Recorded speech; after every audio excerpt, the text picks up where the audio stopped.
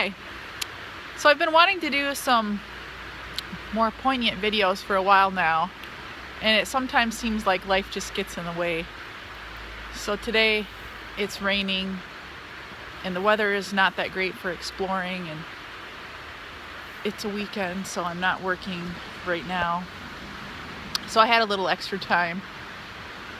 So I thought I would talk to you a little bit about freedom and what it means to have a home and to be homeless. So in America, I was born in the 1970s, and I grew up in the 70s and 80s and early 90s watching people expand their square footage of their home. The home from the 50s soon became too small for the American appetite of the American dream of a McMansion, when a 2-bedroom, 1-bath home was no longer big enough. And so we, as people, expanded. And I grew up feeling that to be successful as an American, you had to be married in your 20s, having children by 25, with a home and a mortgage. And from my earlier years, I threw out that traditional American view. I remember my mother being so disappointed when I broke up with my high school sweetheart boyfriend when I was a freshman in college. She said, "How are you going to ever get married? How are you going to ever have children when you've just left the man who would marry you?" And I said, "Mom, I have dreams, I have goals, I have places I want to go and people I want to meet, cultures I want to explore." She couldn't understand me, and she died not understanding me. And the rest of my family, they struggled with that for many years as well. But now here I am at 41 years old, and November 5th of 2010 changed my life. As you probably know, that's the day that I shot a wolf in self-defense in Canada. And the U.S. Fish and Wildlife Service came after me and made an example out of me because of my profession as a United States state conservation officer. And so I lost my job where I once made as much as $65,000 a year.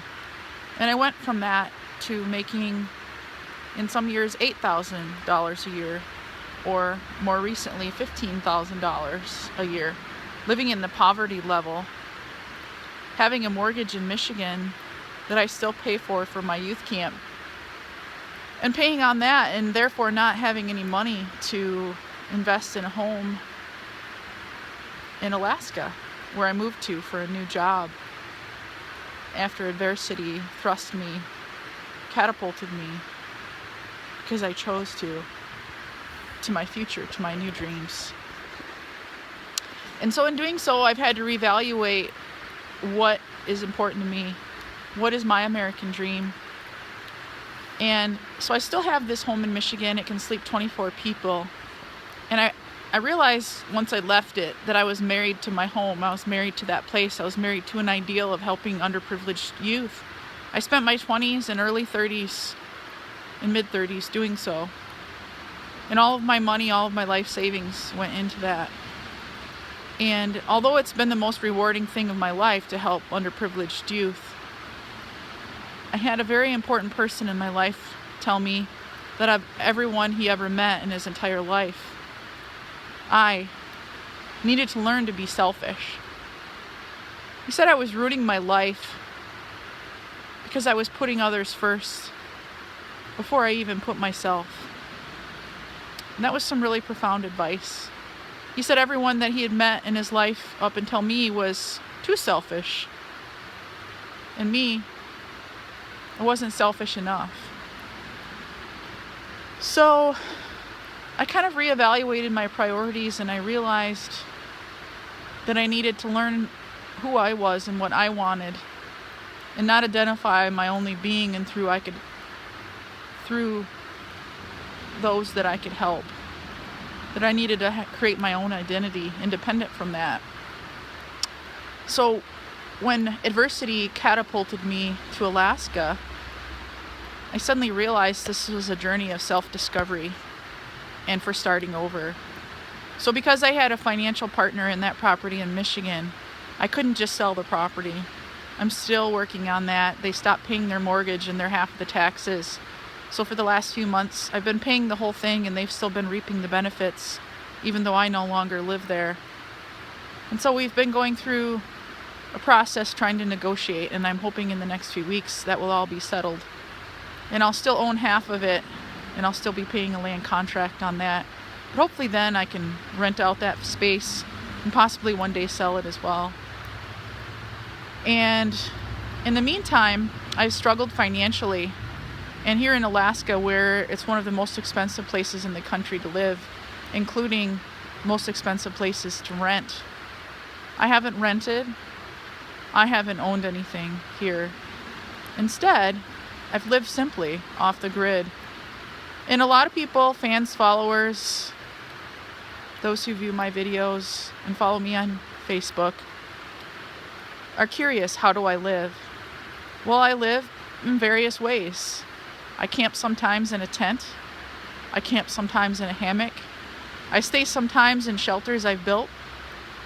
But mostly, I've actually lived in my camper, which I've now sold. And more recently, I've lived in my truck. And that may surprise you a bit. There's a few videos of me inside my truck. So what does that mean? What does that mean to you? What does that mean to society? Am I homeless? Is it hopeless? Or is it home? Is it freedom? Self-discovery? It is all of those things. I have gotten over the fact that society judges one by how much square footage they live in. I've had friends constantly view the world through how big of a home you have. And I throw all that away in the wind. It means nothing to me. For me, a home is where your heart is. A home is freedom. And I know for me carrying forward, I never plan to have a mortgage again. Once this mortgage or land contract are paid off, I hope to pay cash and live small, but yet live large. I found the less things that I own, the more free I am. Instead of a life dusting and reorganizing my things, I find I have more freedom now to live my life as I please. And that is the true freedom. For getting rid of weight lightens your load. And in having nothing, you gain the most freedom of all. Because you can do as you wish. You can start over. So I have less footprint on the world and more time to make footprints in the wild.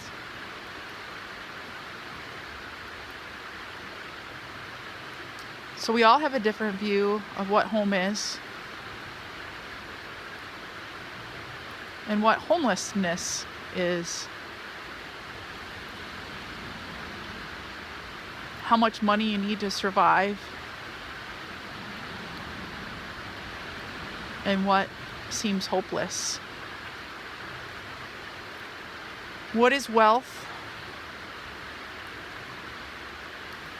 For me, wealth is how much time I have left, how much freedom I have to wander this earth. to find its truly wild places, and to learn from my surroundings and what's around me. So that's one of the messages that I've been wanting to share. And along with that, I just did a video earlier this week about these amazing opportunities I have for survival TV shows and off-grid TV shows. But along with that,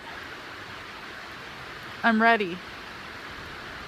I'll post another video soon of some of the most poignant days of my life. For example, one day was the best day of my life and the worst day of my life. And last week was one of the worst weeks of my life and one of the best weeks of my life. So when adversity comes calling, the true measure of a man is what you do in the face of adversity. Do you give up? Do you lay down and cry and wither away and die? Or do you stand up and fight?